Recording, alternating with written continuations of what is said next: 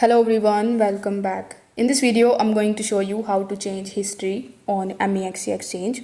For that, simply launch your MEXC app and then log in into your account.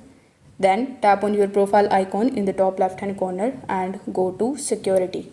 Now in your security, you just have to scroll down and over here you will see your password. So tap on password and right next to it, you will see the change option. So once you tap on this option, it will show you this type of pop-up that says your account is at high risk. Please enable any of these. So currently I'm going to cancel it, but you can enable any of these and then you need to press next.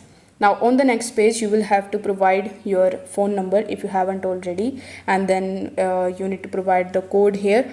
Then you are going to get further details regarding resetting your password. They are going to send you a link at your registered email address, and from there you will be able to change or reset it. So if this video helped you out, make sure that you like this video and subscribe to the channel. Thanks for watching.